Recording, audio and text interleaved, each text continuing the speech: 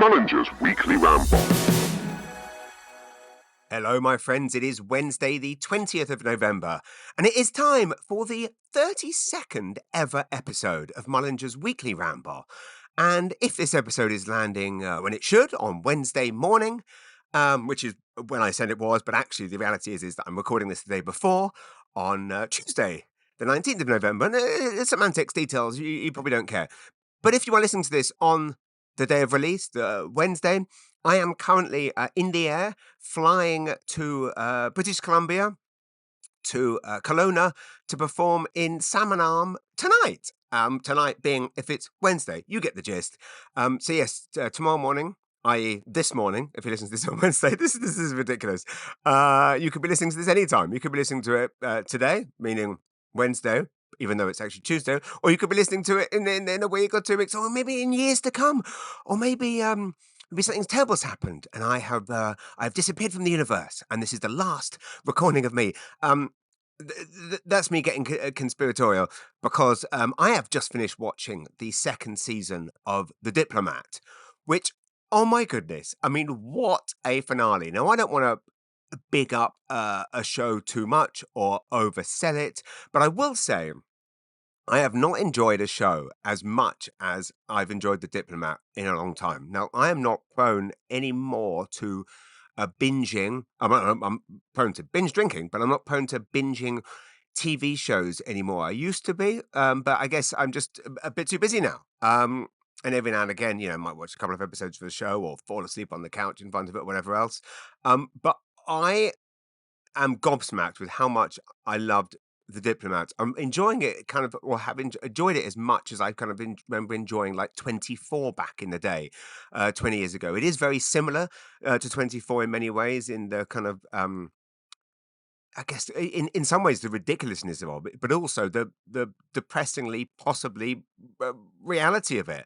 For those of you that don't know, it is Kerry Russell of Felicity fame playing a diplomat, a diplomat from America to England. And I've not since The Wire has there been a show that has required your undivided attention quite so perfectly. My wife had actually, I think I mentioned this before, had actually told me that the show wasn't great. And I know, as we tend to watch things while we're doing other things, obviously, it's the nature of the beast when you're busy people. And sometimes that other thing that you're doing is drinking, which means you're obviously not focused on the show. But in the case of this, I think in the space of like 2 weeks, I've watched both seasons, which is very unlike me.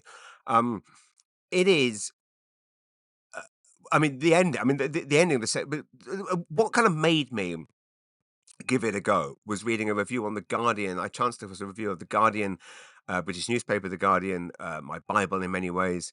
I read it every day. I tend to find out what's happening in Canada by reading the British newspaper, The Guardian, because again, Canada, no newspapers anymore. But they did a review of the second season, which is the one that landed a couple of weeks ago, saying how the first season ended with one of the best hours of TV ever. And I thought, really? Could it really be? And I mean, while that's something a thing of an exaggeration, especially when you've been told that and then you watch it, I will say that the end of the first season is very impressive. The end of the second season, which I just finished watching, I have to say I just had a big old grin on my face. It was just one of these perfectly satisfying, brilliantly ludicrous, almost hilarious endings. The British Prime Minister in it is played by Rory Kinnear, who is the son of Roy Kinnear, who was an amazing actor when I was growing up, and I think died tragically young.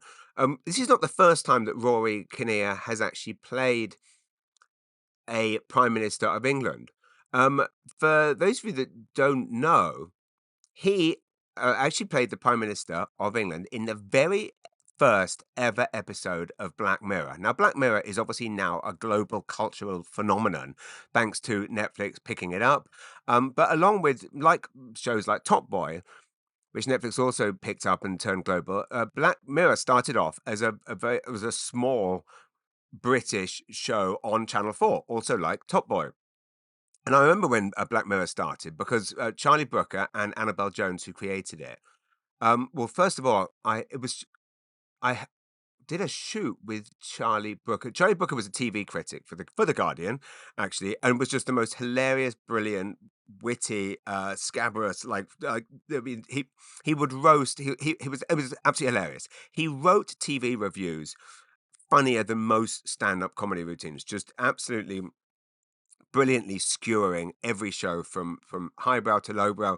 Oh, interestingly, to connect the dots, Charlie Brooker was one of the first people in the UK to really champion The Wire, and when it was kind of a little known, barely watched show, which it kind of, I believe, was for its entire run in the States, and it kind of became a classic later. Anyway, point being, Charlie Brooker and Albert Jones, who I met around, this would have been around 2009. I remember this because we did a shoot together in David Bailey's studio, and I was interviewing Charlie Brooker for a page I used to do in GQ called Man of the Month, which was my opportunity to basically essentially interview someone that I really liked. And I was just Charlie Brooker's, a massive fan of Charlie Brooker's writing, and it turned out he was going to do this TV show, Black Mirror. And I think I wrote about this in my book, this column, Man of the Month. Some of the people I covered in it, well, I mean, I at one point, in a very self-serving way, wanted my local MP at the time, whose mum lived a few doors down from me on Langroyd Road in Tooting. I wanted him to be Man of the Month because I thought he was awesome and cool, and I liked him. His name was Sadiq Khan, MP. He is now the Mayor of London. Um, Charlie Brooker was another one. Tom Hiddleston was another one who I had basically. Oh, no, I didn't. No, that's right. I didn't pitch him. I was told I had to do him because he had some sponsorship deal going with Dior. And Tom Hiddleston turned up, and it was 200 words I had to write, 200, 300 words for these Man of the Month pieces. And Tom, and so I'd got in touch with Tom Hiddleston's people and said, "Yeah, I'll do the interview. You know, can we just jump on a phone call?" And they were like, "Well, Tom would love to do it in person. Like, Tom would love to do it in person." And I was like, "Well, you know, busy," and it was a ridiculously high pressure, very busy job. I was the photo director of GQ, plus also wrote lots for the magazine, plus also was obviously doing stand-up comedy every night, and also had a borderline drink problem. So the combination of these things meant for a very busy life. Anyway, for whatever reason, I was not keen on the idea of doing this face to face with this guy, Tom Hiddleston. Maybe I didn't think much of him. I mean, another posh boy actor that you're being forced to interview. Um, and again, I will caveat this by saying I'm not slanging off Tom Hiddleston, and by all accounts, a very nice guy. However, obviously very ambitious, as you would have to be to end up as successful as he has. He was determined this interview would be done in person, and I kept pushing back on it. And anyway, suddenly I get a phone call from the front desk at Vogue House, which was in Hanover Square. The Condé Nast offices actually have now moved somewhere else because, you know, no one's buying magazines anymore. Well, they are buying some magazines. They're buying Atlantic Canadian magazines. Thank you very much for your support of the Maritime Edit. But let's put it this way: the magazines like Vogue and GQ, which used to have 100 people working on them, are not bringing in as much money as they used to. So, what's my point? Yes, Tom Hiddleston turns up at Vogue House, and so I'm forced to kind of do the interview with them. So I find an empty office, and the offices inside were not as glamorous as kind of people would imagine. The boardrooms were, but the actual offices resembled how you might picture like I don't know, an enterprise rent-a-car office in a backwater of Texas, like just grotty. And when I started, of course, everyone was smoking in the offices. Um, Weird to think that, isn't it? I remember actually when I was interning in the year 2000, when I had my first in September 2000, when I started interning, I was sat at the intern's desk next to the health and fitness editor Tim Lewis, who I believe is now the editor of the Observer magazine, maybe amazing journalist. But he was the health and fitness editor, and was a very. And I was sat there as an intern, day one, sitting at my desk smoking, ludicrous. Anyway, what's my point? My point is, uh, yes, Charlie Booker. So I was into Charlie Booker, and Charlie Booker and Annabelle Jones had made this show. And interestingly, I remember it's funny. My son Hunter was born around then, and I believe Annabelle had just had a baby as well. And Charlie Booker had a baby a few years later with Connie Huck, interestingly, who was the host of one of the types of shows that Charlie Booker used to slag off. And Charlie Booker actually used to live near us in Balham or in Clapham. And sometimes you'd see him on a Saturday morning walking along. Northcote Road. It was funny. I'd be sat there reading his Guardian column, laughing, and then suddenly he would walk by, and it was amazing. Anyway, point was trying to came up with this show. I have a when Hunter was born, I remember having a staggeringly star-studded amount of congratulation uh, messages from people, from Jimmy Carr to Charlie Brooker, always complimenting the name. Although actually Liam Gallagher, brilliantly, when I told Liam Gallagher my son's name, Liam Gallagher went, "That's a fucking brilliant name. That's a fucking porn star's name. Brilliant name." Brilliant comment from Liam Gallagher there. Terrible impression of Liam Gallagher there. Anyway, my point is this: that in the first episode of Black Mirror, I don't know if this is on Netflix. It must be. I'm just assuming they bought it from Channel 4.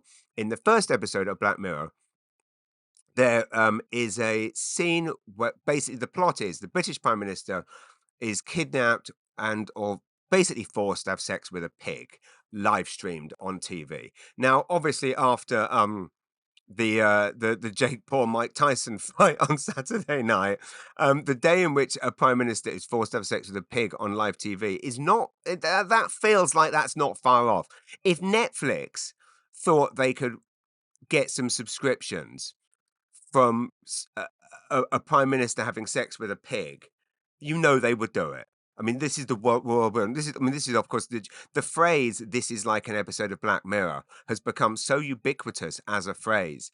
But of course, that was the whole point of Black Mirror. The whole point of Black Mirror obviously relates to an iPhone, and I believe it's like the Black Mirror, us staring at these phones that have obviously changed and slash ruined our lives. And of course, the whole point of Black Mirror as a show was it's supposed to be a reflection of society, and it absolutely has proven as such. So we shouldn't be that surprised that the world has become like Black Mirror. And like one of you, yes, 2 weeks on from the American election, I am still scratching my head as to what the heck happened. Possibly even more so now. I'm possibly actually even more depressed now about what unfolded. And really can't, especially today, I was reading about that awful trial of the woman in France who was for decades drugged by her husband so that and men would come in and there's no point sugarcoating rape her, and this footage was found of her being raped hundreds of times, and she having been drugged by her husband, and she has waived her right to anonymity, and so that she can highlight the awfulness of what happened, and made all of these hundreds of men be publicly shown for what they are. And she has said, this was in the Guardian this morning, about the fact that she wants this culture of misogyny to change, and how that is where the fact that there was hundreds of these men that came through, and not one of the and of course some of them are saying, oh, I thought she was consenting, and yet meanwhile she's passed out and snoring, and of course all the footage is there tragically, but of course thankfully in terms of evidence. I guess what I'm getting at is the awfulness of a man who we all know what Trump is, and that he is leading America, which is far more absurd than anything that happens in a show like Black Mirror or The Diplomat. I mean, literally, like Black Mirror, you couldn't make up that a reality TV star ends up the president once. And then I actually found I had a Facebook memory pop up of an episode of the Wire, where in the final episode, they walk out after just something absolutely absurd has happened, and they go, "What the fuck just happened?" And of course, that was what we were all thinking when Trump got elected the first time, and that's happened a second. I mean, the world is far more ridiculous than any episode of Black Mirror. Anyway, the point is that in that, so and that plot of the prime minister having sex with a pig being live streamed, of course, that didn't happen in real life, but the semblance, the grain of truth that stemmed from that was that David Cameron, the prime minister of England, who is the prime minister in The Diplomat, is very similar to. It's like a cross between Boris Johnson and David Cameron. I mean, just a kind of a repugnant, human being, but also just that old school British. Watch The Diplomat. It is fascinating, the intricacies and the all of the I guess the relationships and the way that people navigate these things, and the way that diplomacy works, and the way that how do you make these big decisions that could save lives or end lives. But what was my point? Yes, so David Cameron, famously, when he was at Oxford with Boris Johnson and all this other, I mean, this is the awful thing. All of these, these toffs that basically ran and run England, um, were all at university together and all kind of plotted all this together. Um, but the point is, David Cameron at some point, apparently, in a capacity, put his penis inside a pig. Is the point? Maybe it was dead pig. I don't know. This is all true. You can Google this. I'm not making this up. It sounds like I am. And so that kind of that little nugget, Charlie Book obviously exaggerated into that episode, which of course now doesn't seem actually that ridiculous. Anyway, so the fact that Rory Kinnear played the Prime Minister having sex with a pig, and now it's playing the Prime Minister doing equally, in some cases, more deplorable things in The Diplomat. Watch the show. Oh my god, I can't be talking about The Diplomat for 15 minutes. Point being, it is highly entertaining, and it's rare for a show on Netflix to be that good with that much talking. It's said the show is just people talking, and it's rare for me to like a show that isn't kind of just guns and drugs and crime. But having just finished, like for example, The Penguin, which is all guns and drugs and crime, and actually well, great, but also kind of boring because you've kind of seen it before, and even the twist at the end of The Penguin is very much taken. So all of the great things about The Penguin are very much take lifted from The Sopranos, right down to um, a death in the final. I'm not going to spoil it, but a death in the final episode is near identical in terms of nuance and in terms of emotional gravitas as a death in, well, it's not quite as emotional, but point being, it's it's serving the same narrative plot function as a well-known death in, I believe, in the final season of The Sopranos. So all of this is to say, I can't believe that Netflix has made such a good. So given how much Netflix, in a lot of cases, especially now with the Christmas movies coming out, is very much like the bargain basement, what we used to call straight to video movies. Of course, now things go straight to streaming and they're amazing. But back then, straight to video, i.e., no cinema, used to mean trash. And most of Netflix is out, but is that these kind of generic action movies where they sign up Mark Wahlberg and Halle Berry and dust off some scripts that's been knocking around for ages. But The Diplomat is up there as a truly, truly great show, and I've not enjoyed a show as much in a long time. Anyway, so let's move on. Got lots to talk about this week. Obviously, last time I spoke to you all, I believe, well, today, Wednesday, if you listen to it Wednesday, we've been through all this. I'm flying to BC. I'm on the I'm boarding, I believe, at 4:45 a.m. at YSJ. I'm getting to Kelowna, BC late morning. I will get a couple of hours sleep, hopefully, in the hotel in Kelowna before myself and Rob Balston, promoter of Trainwreck Comedy in the Okanagan, we will drive to Salmon Arm, where I will perform a show at the gorgeous Salmar Classic Theatre, which is one of those amazing vintage cinemas. We did a show there, weirdly, by a weird coincidence, exactly 2 years ago today being the day that I'm actually recording this, I Tuesday the 19th of November. On the 19th of November, 2 years ago, me and Rob Balston did a show in that. So I don't know, I'm a creature of habit. What can I tell you? So anyway, so Salmon on Wednesday night. Thursday night I'm performing in Penticton for the first time since 2021, I believe. That show is sold out. Friday night in Vernon, which is where my brother lives, and I come in to see my brother and his wife and my niece Lily. That is also sold out. And then Saturday night I'm playing the Kelowna Rotary Centre for the Arts, the Mary Irwin Theatre. And that one, I think there was a couple of tickets left. So anyway, I'm super excited to be headed off there. As I said, it's been 2 years since I was there. I was supposed to go last year and didn't because of, well, not being able to trust Air Canada. Around this time, I was supposed to go this time last year. As I say, I'm a creature of habit. I'm a traditionalist. I'm superstitious is the thing. Like if I wear a pair of socks for a gig and the gig goes well, then those are the lucky socks. If a gig goes bad, well, those socks were to blame. So I tend to do things around the same time. Like I booked the Playhouse in Fredericton for the same Friday that I've done it the last couple of years. So upcoming shows, by the way. I've talked about this before. The Comic Sutra Comedy Club in Fredericton. I am going to be performing at that club. We're ironing out the dates with Kelly, who's the amazing founder of the club. I'm going to be doing that club in, I believe, January. Anyway, we are ironing that out, and I should point out that it's confirmed that I will be performing on Gramanan Island for the very first time. This is a dream gig this came up on this podcast many times. People would ask, well, where do you want to perform? And I would always say Gramanan, and then an amazing comedian by the name of Jason Gary got in touch saying, I'm from Gramanan, we can make this happen. So anyway, I'll be performing at the Gramanan High School Theatre, which I believe is a cafeteria, but can be made to look like a theatre, on Saturday the 12th of April. Tons of other shows are coming up. There's a new comedy club in Halifax, Halifax Live, which is owned by Jake Hirsch, who is one of the greatest Canadian comedy promoters, managers, agents.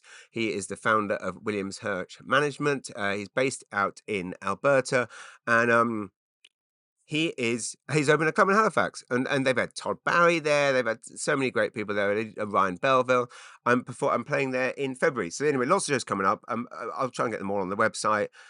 So do that. But yeah, if you've got friends in Salmon Arm, tell them to come and see me tonight. And if you've got friends in Clone, tell them to come and see me tonight. And if you've got friends in Penslets and Vernon, tell them to book to see me. Book quicker next time. So. Last time I spoke to you all, I think I was hot. It was a 6 a.m. recording because I was hot footing it to PEI in the Cadillac Lyric, which we were test driving for a week or reviewing for the magazine.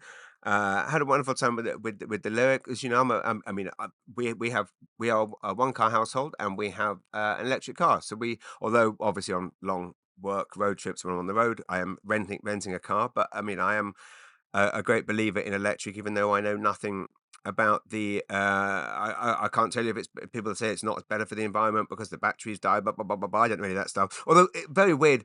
The Trump and Elon Musk thing is weird, is it not? So anyway, the fact that Elon Musk is the founder of electric cars, and the Trump people hate electric cars, and they hate. I don't understand all that. Anyway, my brain is all over the place, as you can tell. Where shall I go next? Yes, I went to Misa Spa in PEI in the Lyric with Pam. We had a wonderful time. I'd been to, obviously, the Misa Nordic Spa is in St. Peter's Bay, which is near Greenwich National Park, which is where PEI's famous sand dunes, about the biggest sand dunes in Atlantic Canada. We did go there, although it was very windy, and I got sand in my eye. Did him. So tough life, isn't it? Poor old James got sand in his eyes, didn't he? While he was on a jolly in a free electric car. Misa, the thing I'd heard from Jennifer Wood and various other people, was that the food there is absolutely world class, and it is. It is up there with some of the best dining I've had in Atlantic Canada ever. I would say the best meal I've ever had in Atlantic Canada was at Trout Point Lodge a few years ago, and I'm sure it's still great, although the chef who made that food did leave and set up a restaurant called Oxali's in Dartmouth, which I went with Nancy Regan and her husband and my wife for my birthday last year, and that was the equal first best meal. So it's the chefs at Oxali's are as far as I've had, the greatest chefs in Atlantic Canada. Misa, very, very close second. World class food. The cabins are gorgeous. Didn't get a chance to use the spa. We were just there for a couple of days. But anyway, it was in use. And the point is, it's a year round destination. So you should go. What else has been going on? And then it was my lovely mother in law's birthday after we got back. Then what else have I been doing? Been to the YMCA lots. Had lots of meetings about upcoming Christmas corporate gigs. I'm doing a gig, a gig for a very well-known organisation, actually at Wasted Day, which is the bar uptown of St John that is owned by the wonderful people who own Long Bay. But then, of course, Saturday night was the Mike Tyson Jake Paul fight. Now, a lot's been said about this already, and I'm sure we're all sick of it. I will just give my 2 cents worth, which is that I was very excited about this fight. I had the date in my diary for the original date, and of course it got moved. My belief was that was an exciting thing because no one could predict the outcome. There was people that said that Jake Paul was going to get knocked out the second he walked in the ring. There was people that said, well, of course Jake Paul's going to win, but it's not fair because he's 27 and Mike Tyson's 58. And then you watch that 3-part documentary series that Netflix had that was building up to like a countdown to. Mike Tyson looked absolutely phenomenal when he was training. And then suddenly in the ring, well, first of all, I will say that I didn't actually get to watch it live, having spent months and months looking forward to it and had a big, we went to a friend's house to watch it. I was very excited. Booked our cab for midnight because we're old and sensible. And the fight still hadn't started. Now, my friends in England have been complaining like about the fact that they had to wait till 4 or 5 a.m. to watch the fight. And, what were they going to do? And I said, well, you could just do what Gary and Tony did in Men Behaving Badly. It's an episode of the sitcom Men Behaving Badly when they woke up, set the alarm for like 3 in the morning to get up and watch a boxing fight. And that was what you got used to in England. The fights happen in the middle of the night because obviously they happen in, a sensible time in North America. And although weirdly, it actually also happens in reverse, where when UFC was in Manchester a few months ago, the fights actually had to take place live in Manchester at 4 a.m. so that they were on at a sensible time in North America, which seems very unfair on the British fight fans, although you should have seen the state of the people. 20,000 people in an arena in Manchester, hammered, all clearly coked off their faces, gurning. Absolute carnage. But my point is, so you get used to that, and I mean, I remember watching like, for example, uh, I remember watching fights as a late teenager, early 20 something. You would wait up till 2, 3 in the morning, whatever, to watch it. But my question is given this fight took place in Texas, why? Well, was it on at like 1 in the morning? So anyway, we were at our friend the Armstrong's house, and we watched the Katie Taylor and Amanda Serrano fight, which was the fight on before. Now, I will say this: if you want to see an amazing boxing documentary and you don't want to watch ridiculous, I mean, what is this? I mean, the Tyson Paul fight, we'll get to in a sec, but there's a documentary called Katie that is about Katie Taylor, and to give credit to Jake Paul, Katie Taylor and Amanda Serrano last fought at Madison Square Garden in 2002. It was an epic fight, and Katie Taylor won controversially. It was a split decision. She retained her, I believe it was IBF, WBC, and WBO women's super lightweight titles. But she, it was controversial, but as this fight was also, I mean, it was hardcore boxing, almost hard to watch. This time around, Katie Taylor won again, although that is very, very debatable. But I will say this: Jake Paul promoted that fight in 2022, so he has arguably done more for women's boxing than anyone else, which means, I mean, 20,000 people in Madison Square Garden watching a fight in 2022, and now, of course, tens, if not hundreds of millions of people watching it all over the world, watching the rematch all over the world. Jake Paul has done more for women's sport than anyone, so credit to him for that. However, the fight itself, I mean, it was. I mean, when Jake came out in that ridiculous car, Phil Collins playing, respect to Phil Collins. Oh, wow, that was nice. It was weird. On this podcast last week, when I was recommending a song to listen to, I was recommending Phil Collins, and then lo and behold, Jake comes out in that car. He kind of looked like he'd won a lottery winner, didn't he? Which is essentially what he is. Coming out when there's $1 million shorts, listening to Phil Collins. It all felt a bit naff, like, and I mean, there was one point when they said it's 72,300 people, which is almost a record. I thought he's not. There's such thing as almost a record. Either it's a record or it's not. It's almost. And then it cut. I mean, and again, I got a thrill like the rest of us when it cut to Johnny and Daniel from Cobra Kai in the audience together. That's pretty cool. But then you kind of realize, oh yeah, that's Netflix too. Like they're literally there to promote the new. And it's just like, well, obviously this is, to promote the new episodes of Cobra Kai. And obviously it's like, well, this is all promo and marketing and hype, but then isn't everything nowadays? I mean, isn't that how Trump got elected? Isn't that how the political system works? There was something somewhat, I mean, it was obviously all insanely naff, but also, I felt there was something slightly, like, I mean, actually, with bearing the whole Trump thing in mind, I don't know if I'd stand by this, but one thing I was thinking at the time, or joking about at the time, was the fact there is something refreshing about the timelessness and the datedness of this concept of entertainment. Women in skimpy bikinis prancing around lasciviously, being ogled by a baying mob of men before the main event begins, which is men beating the shit out of each other. Like, literally, nothing has changed in hundreds of years. Although arguably things have changed because Amanda Serrano and Katie Taylor fight. I thought it was fascinating when they were rolling out the stats at the beginning. It was like Mike Tyson's 1 million. It was like Jake Paul, most followed boxer on social media. But you can't say he's the most followed boxer. He was the most followed wanker who then became a boxer. He's not the most followed because he's a boxer, right? You can't. That's like saying, I don't know, that Hitler is the most well-known painter because he used to paint before he became the most evil man alive. It doesn't make sense. Anyway, um, it also, I mean, it's interesting. I saw something online about how there was some massive surge in boxing lessons being Googled after the fight, and it is really interesting because I mean, I had never heard of Jake Paul pre-Prime Drink. Like, I'd never heard of the Paul brothers, but obviously to our kids, they were the most famous people apparently because of these stupid videos they used to make. And all I knew of the Paul brothers was suddenly every single time my children or anyone else's kids got in the car, they were asking me for prime drinks. I'm like, I guess I googled uh, what are prime drinks, and it probably came up with these dicks called the Paul brothers.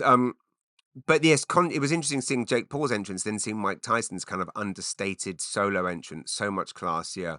Um, and I really had no idea what was going to happen. And of course, the weird thing was, of course, I mean, Jake Paul was able to study Mike Tyson's style. And of course, in the documentaries, you see how Mike Tyson's story is fascinating. How he was, um, kind of a wayward youth and troubled youth, and then was plucked by this.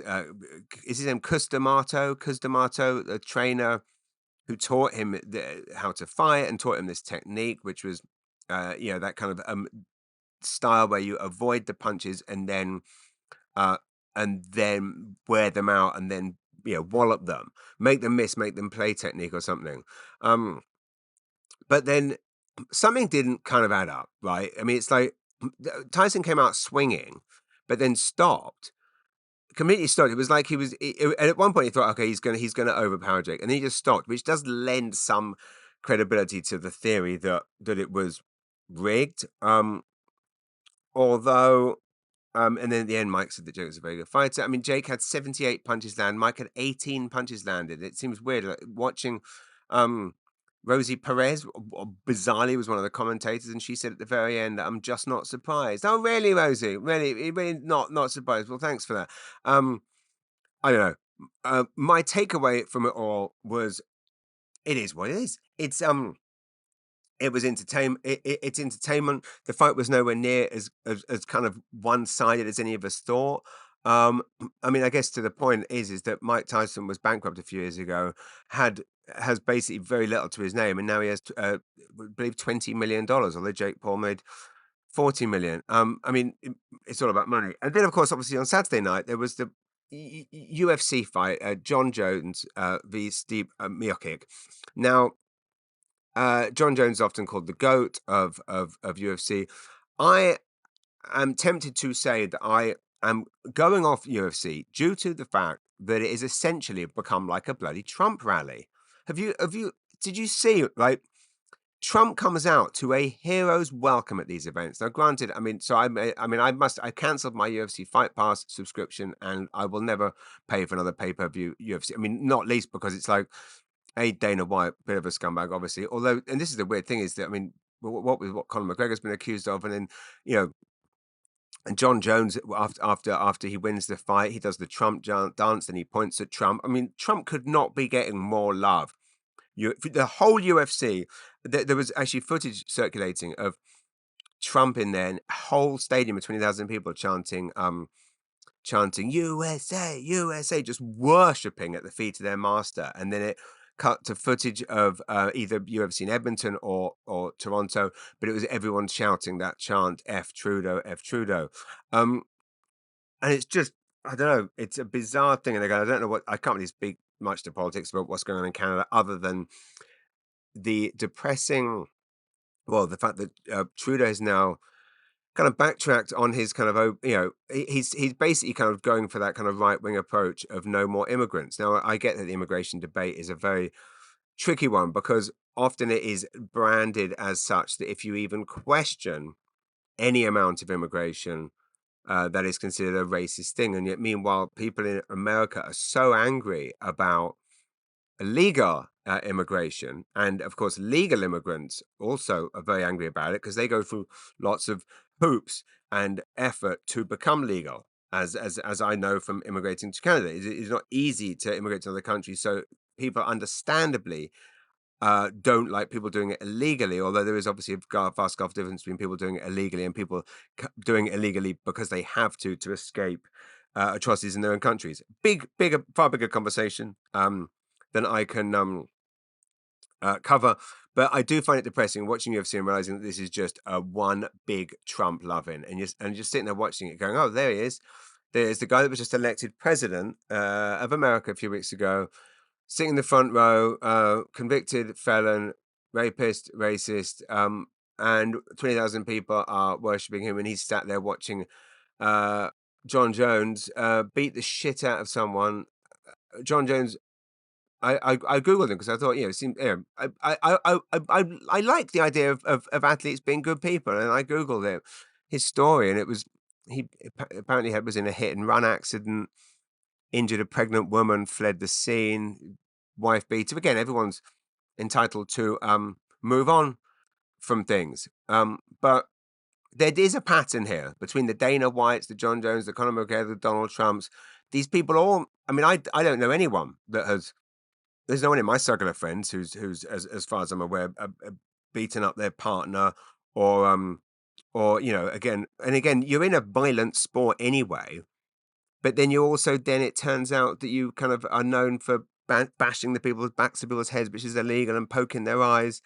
And I guess I've just started to kind of question watching a sport where that is all considered fair game, and then seeing Trump worship like that. It's like to quote Dragon's Den or whatever, I'm out. So, or if I'm not out, I will. Although, the Michael Chandler fight was, of course, Michael Chandler was, of course, supposed to fight Conor McGregor. Didn't happen. That was in second fight against Charles Oliveira, which he lost. Which again is a fascinating thing. You watch these people. It's like Michael Chandler on social media, just training, 10 hours a day. All he did, all talk, and then you go and lose. Oh, interesting thing. I didn't realize this, that ambassadors to different countries tend to be like, rather than actually qualified people, like in the show, I'm coming back to the Diplomat. That's right. The Diplomat, the ambassador doesn't tend to be someone that, as per the character, Keir Russell's character being highly skilled and qualified. It tends to be someone that has basically just bankrolled the election. Like it's a cushy job for for someone that has basically paid for you to be in there. So I was reading about who Trump had. Trump had, again, you don't know any of this stuff until you Google it, which obviously goes without saying. But it's just funny. I didn't know. Trump had something like the owner of the New York Jets, who was the billionaire heir to some not toilet paper or toilet cleaner or something. And again, don't come to me for specifics, but anyway, a very well known. But then I then googled that it turned out that Biden also appointed someone who was oh let me Woody Johnson, is that the name? Yeah, Woody Johnson of Johnson and Johnson is the person Trump appointed to be the UK ambassador. Owner of the New York Jets, just a billionaire, cushy job, probably not doing any of the shit that Kerry Russell was getting up to in the Diplomat. But then Biden nominated someone called Jane Hartley, who again also a billionaire that had basically just lined his pockets, finding him to get in there. And it's just this weird thing of just like, I mean, the world has an obsession with billionaires.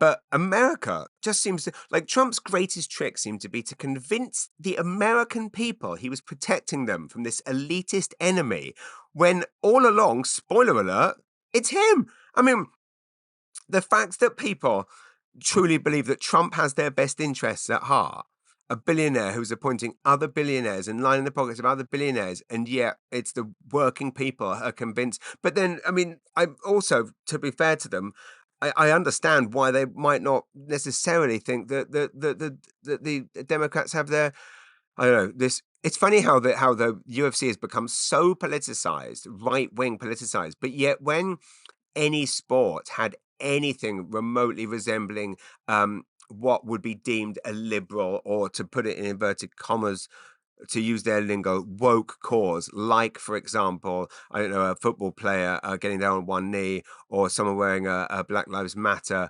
T-shirt or sign. Republicans would all be like, keep politics out of our sports, keep politics out of our sports, and yet meanwhile now it's just UFC is just a Republican rally. I mean, isn't it funny to think that when Trump had that rally that everyone was comparing to a Nazi rally, I believe also at Madison Square Garden, that's becoming quite a home to him. And that comedian Tony Hinchcliffe did the joke about Puerto Ricans, and everyone was joking, oh, wouldn't it be amazing if Joe Rogan had recommended Tony Hinchcliffe to Trump, and wouldn't it be great if that was the thing that sunk him because the Puerto Ricans aren't going to vote for him? But yep, they did. I mean, everyone did, and everyone voted for Trump, and I don't know.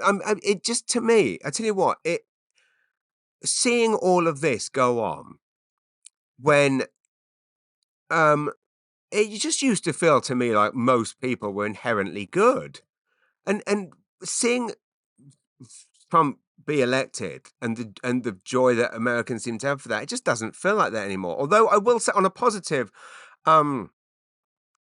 on a positive note, it does feel like people are inherently good in the Maritimes. And again, I don't know what's going to happen politically, and I don't even know what should happen politically here in Canada. It certainly feels like the Liberal Party potentially needs a new leader. And I sincerely hope that it isn't left so late to replace that the other guy um, ends up getting in. But it definitely feels like the world is getting more right wing. Um, and again, again, don't want to, but but is that because liberals have blown it? Is it because we didn't listen? Is it because we didn't listen to people? Is it because liberals for too long? Is it because of for want of a better phrase, the whole kind of the inverted commas woke thing annoyed people so much, then it went so far where people were being cancelled for saying or thinking anything, that now it's gone the other way? And is it because whenever anyone questioned immigration even once, we immediately leapt on them and called them a racist and a bigot and a Nazi and didn't listen to them? I mean, I don't know. All I know is it really upsets me that basically the takeaway from this election in America was that racism and misogyny defeated joy and hope. Now, I get, that to a lot of Americans, joy and hope that Kamala was standing for wasn't. I mean, I really do think those ridiculous celebrity endorsements were not helpful. Like, did did their political party really think that anyone would be convinced that Beyonce has any idea what it's actually like, living on the breadline? But then, although conversely to that, who honestly thinks that Trump knows? And I guess that's the thing, is that Kamala Harris ran on this kind of platform of joy and new beginnings. But, she got beaten by a convicted felon spouting racial hatred, sexism. I mean, look at the things he accused immigrants of poisoning the blood of America. And I believe that he wasn't, I'm not that they should be saying that about anyone, but he is currently talking about mass deportations of immigrants. And it appears that Trudeau is taking that tack with his own. He said this week, I don't know if you saw the video, saying that he's going to stop immigrants coming for 3 years. I mean, the thing I loved so much about Canada was that, it was a welcoming place. And is he doing this because he actually thinks that Canada's full? Because, I mean, I don't know, you drive around New Brunswick, it doesn't seem full. Or is it because he thinks that that's what's going to win over right-wing voters? Let's not forget, I mean, Trump also called his opponent and I quote, bitch and dumb as a rock. I mean, and yet he won the popular vote. I mean, most votes since like George W. Bush in 2004. I don't know. I mean, I guess the thing is, whenever you start to feel down about this stuff, whenever I feel down, my friend Chris Hatt often sends these emails from a colleague on his team at Kent, and one of them was a meme of Winnie the Pooh, and it's just pictures of Winnie the Pooh and Piglet, and it's funny how we're all kind of complaining about, like, oh my God, Halloween's over now, it's Christmas, and I've got this, I've got that, I've got to pick up the leaves, and I'm trying to be more in the moment and enjoying every second. Like my son River and I were out picking up leaves at the weekend. Yeah, it's a pain in the ass picking up billions and billions and billions of leaves. But this meme of Piglet and Winnie the Pooh said has like Piglet sweeping, and it says, "How lucky am I to have holidays to clean and prep for?" And then it's a picture of Winnie the Pooh. How lucky am I to feel this weather change? How lucky am I to be swept up in a busy schedule? And it's like, yes, that is how we need to reframe our minds rather than going, oh God, gotta pick up leaves. Pardon me, I didn't mean to burp in you all then. Oh my God, isn't it dark? Isn't it? I have to say, I'm actually quite enjoying these dark evenings because you get home at 6 o'clock and it feels like, oh my God, it's bedtime. And you realize you've got 4 more hours of fun where you can watch the Diplomat. Watch the Diplomat. I'm obsessed. Can you tell? Um, and that is how I'm trying to reframe my thinking. It's like, I'm not going to be like, oh, God, let's start paying for Christmas. So, oh my God, how lucky am I that we are not worrying about, where the next meal is going to come from or where the next bomb is going to come from, as I see things in Russia and Ukraine escalating in so many awful ways. Like, how dare we all complain about picking up leaves, having to prepare for Christmas, the weather changing, complaining about being busy? You know, let's all be a bit more content, because at the end of the day, life is always going to throw something at you, and no matter where you stand in life, no matter how successful you are, you look at these people, you look at these athletes that win thing after thing after thing. Look at Mike Tyson, the greatest of all. Everyone goes, oh, he's tarnished his legacy. No, he hasn't tarnished his legacy. He was the greatest of all time, and he came back and he made 20 million. Like, what's this legacy you speak of? Like, because at the end of the day, you get the thing you want, right? You get the belt or the award or the prize or the gold medal. Oh my God, did you see that about that race? It's called the dirtiest race in Olympic history, the London Olympics in 2012. It turns out that basically, I believe one of the British runners said at the end it wasn't an even playing field. And sure enough, it turns out that like 90% of the people competing were all doping. And it's like, my God, you look at the, it's like the Paul and Tyson fight. Was it scripted? Was it planned? Was Jake holding back? Was Mike Tyson holding back? Mike looks like he could have pummeled him, but didn't, because they wanted the fight to go on for longer, because that was how it was planned. Or Jake Paul didn't want to hit Tyson because he didn't want to hurt an old man. And I mean, I think I talked about this before, the Michael Jordan thing in their last dance, when it's like they're the top of their game, they're the Chicago Bulls, and yet none of them are happy because they're not getting the respect that they want from the miserable owner.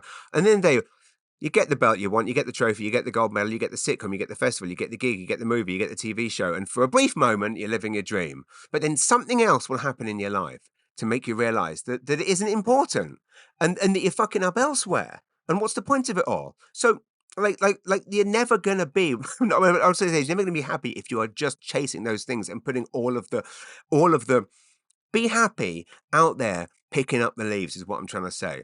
Because, say you get the show that you've dreamed of, right? But then suddenly, and then you're off working on a TV show for months on end. But then suddenly you're away from home and your kids start hating you, or something happens with them, and then you're worrying about them, and then you don't care about the TV show. All you want is for your kids to be happy and for them to like you again.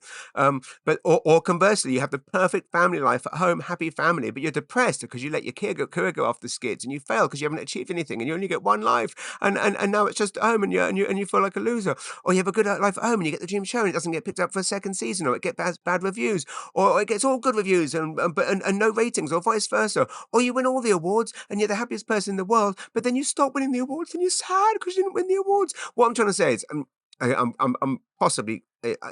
I should probably record these at 6 o'clock in the morning, because I'm recording right now. It's 3 p.m. in the afternoon. I don't know why I've got so much energy, especially considering I had a massive hike first thing this morning with Pam and the dog. I've been to the YMCA and did my usual 20 lengths, 200 calories, 200. And normally, let's face it, 3 p.m. in the afternoon at nap time. I tell you what, it's the Diplomat. It's Kerry Russell Diplomat. Put me in a good mood. My point is, it's impossible to make these things make you happy. They won't. You have to find what makes you happy. And if it's wine or cake or sex or picking up leaves or watching the Diplomat, or maybe it's all of those things in moderation, but you throw in like hiking and swimming and cuddling your dog. I don't know. Um, I'm not the best person because I'm to advise on this, because I'm constantly beating myself up about all of my perceived failures, everything I'm not doing. I'm not earning enough, or when I'm earning enough, I don't deserve it because I'm not doing a good enough job. Or I'm sad that I didn't get a standing ovation one night, then sad because I got one, but I didn't feel I deserved it. Or wondering if everyone's being nice to me, but because I'm a loser. And it's stuck in this kind of loser version of the Truman Show. You all just pretend.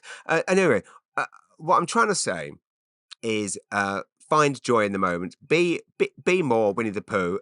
Be more um Piglet. I will try and share this. I mean, we are. If you are listening to this podcast, let's face it, you're lucky because you ain't listening to it if you're in a war zone right now. You ain't listening to it if you're being rounded up and deported by Trump's military mass immigration roundup. And I hope we're not all being rounded up by whatever Trudeau seems to have planned. Uh, 10 minutes left. Okay. Oh my god, the most funniest thing. Well, it's not funny. Well, so I talked about the resort we stayed at in Jamaica. Terrible thing. Right now, there's a strike on, I believe, in Jamaica. So these people are in the resort. It's kind of once in a lifetime, like all inclusive resort, and there's a strike on. So people are in this all inclusive resort, saved up, life savings to go on these holidays, and now they are eating, as I saw on Facebook, eating peanut butter sandwiches. Anyway, I want to tell you a funny thing that happened while we were there. When we didn't talk to anyone the whole time we were there, like as in other guests. Like obviously spoke to all the team members there and the staff, but we kind of kept ourselves to ourselves. And at one point, for a laugh, I decided to. We were like people watching a lot and stuff, so I went into Instagram to have a look. You click on locations and you see other people that are there, right? So we clicked on locations. So Excellence Resort, Oyster Bay, Jamaica, and we're looking at all these other people who are there at the same time with us, and we're looking at this couple who took this selfie, and we're going, "Oh my god, like what an awful picture! Why did they take that picture?" And look, there's some loser in the background, like stumbling past them. Why wouldn't they wait till that loser's like out of the way? He's all hunched over, stumbling on the beach. We then zoom in on the picture. That loser is me. And if you want to see this picture, I will post it. It's a picture of a couple, terrible selfie that they did on a balcony. And in the background of their selfie is me stumbling along the beach after an afternoon of pina coladas and red stripes. So we're laughing about this. Then literally maybe an hour later, we go to the spa and we get into the big pool thing, like a Roman bath type thing for the spa treatment. And who is in there with us? One other couple. It's the couple from the picture. Um, anyway, got a couple of questions that I will shoot through. Oh, Saturday, after a full day setting up for the Rothesay on Sunday, which by the way was a roaring success, and thank you to everyone who came. Saturday night I went to the celebration of life of the great Ken Tobias. Ken Tobias, many of you will know, was a huge pop star, not just in Canada, America, but around the world. Famously from St. John. He has, I mean, I Just Want to Make Music is one of the all-time greatest songs. My dad knew and loved Ken Tobias' music, couldn't believe that I was friends with him. Ken and I connected for a few different ways, but we actually met about this time a year ago. Ken tragically passed a few months ago. The last time I saw him was about 3 weeks before his passing at the St. John Regional. Ken was unlike anyone else I've ever met. I mean, first of all, like I say, world-renowned musician, pop star, also an amazing artist. I knew that my friend Jennifer Irving used to own a gallery called Paris Crew Uptown St. John that was just the greatest place. I must have a sip of coffee. One sec. Yeah, that's just what you need, James. More coffee. You're not hyper enough. Mm. We don't edit. We don't edit this, so I'm sorry you had to hear all that. She represented him for his art and had told me wonderful things.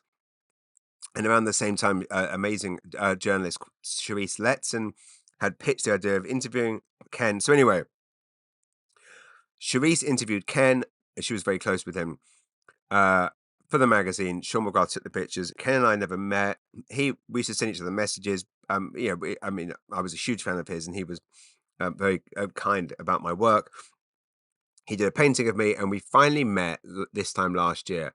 Became very close. I went to his house where he lived with his mum, amazing Aunt Laura, who I believe now is 100, and she lives in St. Joe's now. And it was just unbelievable going to his house, going to the basement of this heroic musician, sitting down there in his place of work, of creativity.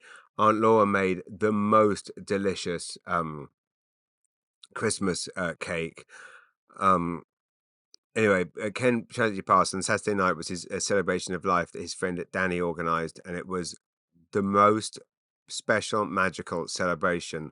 Tony Tobias, Ken's brother, was on stage doing a live interview with Charisse, sharing memories, and it was so heartwarming and fitting. They had a Ken self-portrait up and his hat and one of his guitars there and a chair for him to sit in. And as weird as it sounds, I felt Ken in the room, and seemingly everyone did. And I bumped into so many people. I knew the great Paul Milner, one of the greatest ever uh, um, producers, sound engineers, owns a Trillium House studio in Uptown St. John. Oh, a fellow Brit, saw Jennifer Irving there, saw Stephen Tobias, Jessica Ray and her band performed, incredibly moving. Saw Brent Mason there. And I guess what I felt in that room at Lily Lake, which I understand actually that in an old build, a separate different building, but in the 60s, it was like the hot spot. Like if you were a band or an artist and you performed on Lily Lake in the building that used to be there. Oh, speaking of used to be there, I got a wonderful text message from David Miles, the world-class musician David Miles. He messaged me right before I came on the podcast saying, my wife just sent me this text and I had to pass it on. She's from Toronto and finds it astounding. And it is his wife writing, she went to look up directions to find something. And the driving directions, and I have a screenshot of this, the driving directions that come up genuinely say, at the Brookside Mall in the former Zeller's store location. See? So anyway, had they, yes. Conversely to what I was saying about how depressing or how awful the world is, when you're in a room full of people at Lily Lake, like I was on Saturday night, celebrating the life of one of the kindest, nicest, sweetest, most generous, thoughtful, brilliant. This is the other crucial thing: is that this terrible idea that now seems to be coming out in this kind of bro frat boy Trump UFC culture of, you know, the most violent, vicious, misogynistic men finish first. Ken Tobias was the opposite of that, and what I felt in that room was just a group of a few hundred people, all of similar mindsets of um, I don't know, just wanting to create and do things for yourself because it makes you feel good, but for other people, and just never stepping over anyone in the process. And I guess this is the point: is that who wants to? You watch these shows like The Diplomat, or you watch these, uh, or you see how politics works, or you see how. I guess this is why UFC is so politicized, because I guess it's like, you succeed by battering another human being to a pulp, and if you have to cheat to do that by taking drugs or poking someone in the eye or bashing the back of someone's head, that is the perfect metaphor for American politics and, unfortunately, British politics, and by the looks of it, Canadian politics is going that way too. So final few questions. Michaela Trainer, wonderful Michaela, who runs the ADHD St. John group. Do you always invite your audience to your place for homemade wine and give your actual address, or is it just for small audiences? Good question. I do a joke on stage where I say, if you've got complaints, just come to my house, and I give up my address. I guess, yes, I mean, I do that all the time, which my kids keep telling me to stop, because I do it based on the fact that we live in a small place where everyone knows. If you want to know where I live, you can ask anyone. Because we all know each other, and I guess this is the thing: is, I mean, I probably wouldn't do it if I was actually successful, but I'm your local comedian, and so yeah. Oh, Michaela says it puts me in mind of Rita MacNeil, who would invite her audiences to stop by for tea at her place if they were ever in Big Pond, Cape Breton. Yeah, it's that is wonderful. I mean, Rita MacNeil, it sums up, it's being a Atlantic, being a Canadian performing artist is what it's all about. She podcast question. What activities or environments help you feel more focused or energized beyond your performances, as we can clearly see that you're quite energized? All the flurry of things that you mentioned last night that you seemingly do at the same time are only part of the task to complete. Do you feel overwhelmed by it all? Yeah, I mean, I do. But then, I mean, doing this, I love, this is very cathartic. As you can see, I'm getting a lot off my chest. Weirdly enough, before I record these podcasts, I actually do get a bit nervous, like I do before a gig, in that I'm kind of I'm like, will I have it in me? Because as because there is obviously a side of me that isn't this kind of chatty Cathy, blah, blah, blah, blah, blah. You know, I'm often quite quiet, and I guess this is how I get energized. I get my energy from swimming and exercise and all those things, but I also get my energy from being quiet a lot of the time, and sometimes being alone. Which is why, for example, when I'm on the road, I do not do well with. It's like I've said before about shows. Like I don't want to be if I'm doing a corporate gig, I don't want to be at the head table. I need to be alone and focused before. And similarly, when next few days in the Okanagan in BC, I'm going to be spending most of those days in the hotel. I'm very focused. Do you feel overwhelmed by it all? Yes. Do you feel like you need to do it all at once? Yes, but I try to. Do you wish you could be a little less like a tornado and still be you? Um, as much as it is overwhelming, I guess I am able to find the downtime, which is why I'm so genuinely grateful. Sorry to bring it up again, but the bloody Diplomat, I haven't, because I haven't enjoyed um, Michaela, by the way, does have a support group for mums with ADHD called Support for Mums with ADHD. If anyone would like to check that out. David Kirkpatrick has said, was very kindly at a show I did recently, saw me read out. He said, for your podcast, how about discussing your diary? What really shocks you when reading it, and touch on why it's important to journal? Well, yes, I've started reading out extracts from my diary, and I might start doing that on this podcast to test what bits are going to go in the tour show next year. The bit that David saw me do was the bit where I read out about losing my virginity. It is going to become a big part of next year's show. Next year's show, I will begin workshopping it. As soon as the year starts, the St. John Hits Company got 3 shows booked. I should point out, if you missed, I mean, so the next 4 nights, um, I'm obviously performing the show in BC, but I have added one final performance of this greatest hit show at Long Bay Brewery on Friday, the 13th of December. I mean, like less than a dozen tickets left, I believe. So intimate venue, 50 seats. I will see you then. I'm gonna go. Thank you all for listening. If you have friends in the Okanagan, tell them to come and see me, come say hi. 2 questions. Brad Rice, um, hey James, I booked a virtual show, just a half hour, but I know you've had a lot of success with them. I saw your setup. Do you have any tips on what worked? Do you deliver it just like live stand up? Do you find a way to engage? Did you write material specifically for virtual? Well, yeah, I did, Brad, write material specifically for it, but mainly because it was COVID time when I was doing them. I loved doing virtual gigs. I did one, I believe, last Christmas, and I would love to be registered to do more. You do play it like an audio gig. My trick with the virtuals was to mute. The audience is muted so that the sound of laughter or people shouting at home isn't distracting, but they keep their cameras on so you can see them laughing. Engage with that, and I found it, while a nerve-wracking thing to begin, I found it a completely different art form in many ways, and have enjoyed. I enjoyed doing them greatly, and I wish you the best of luck with it, Brad. And I have emailed you some of my tips and tricks. What I used to do when I get booked for them is I would send out like essentially like a virtual gig rider. And I've sent that to you, Brad. And by the way, congratulations, Brad, on all of your sold out shows at the Comic Sutra Comedy Club in Fredericton. And I can't wait to perform with you, my friend, at the St. John Days coming in January.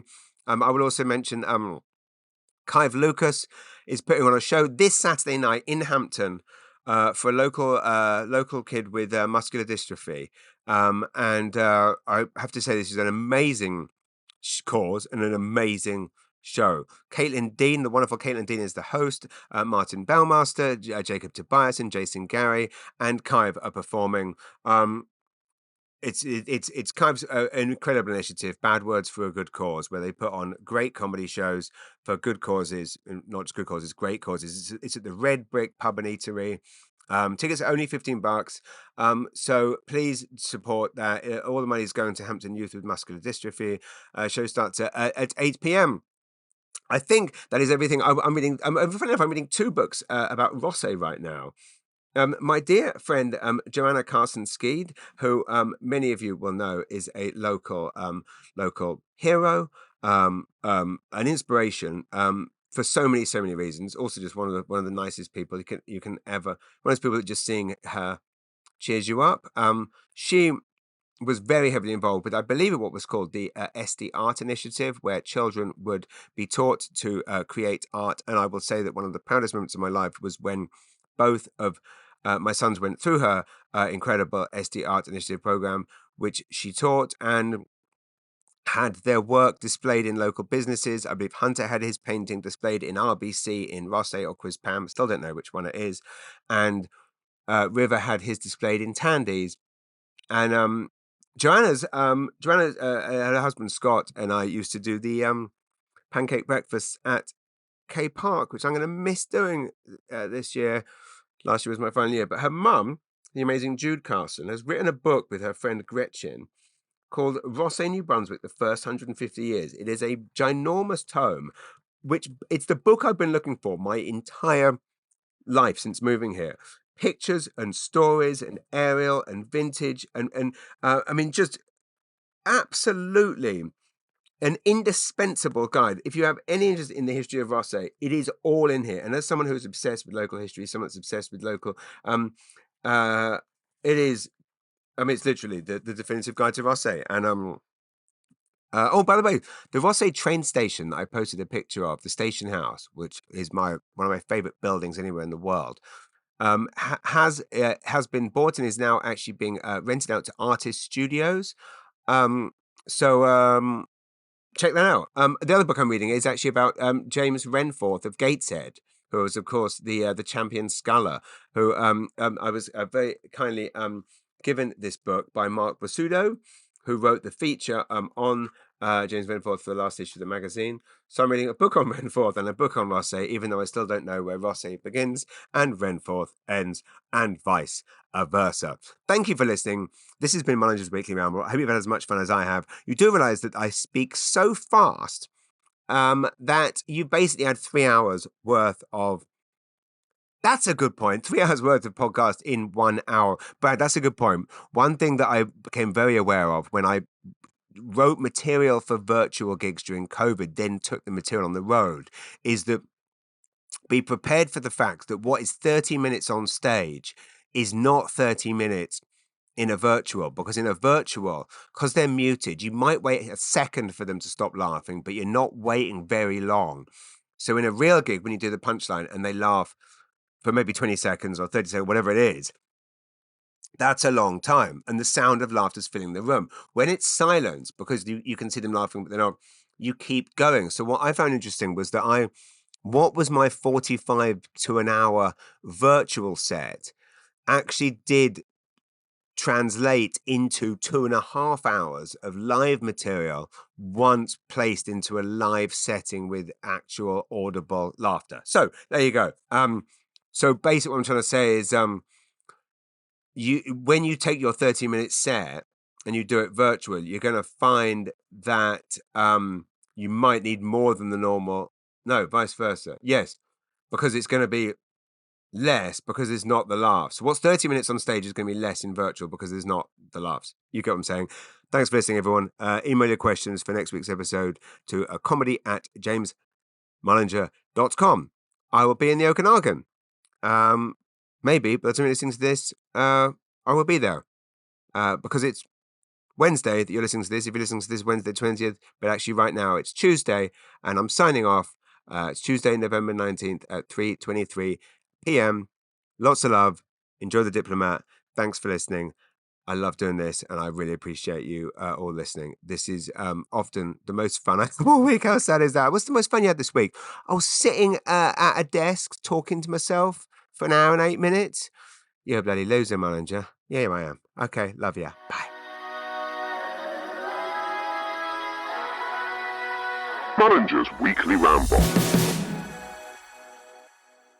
You've been listening to a Podstarter production.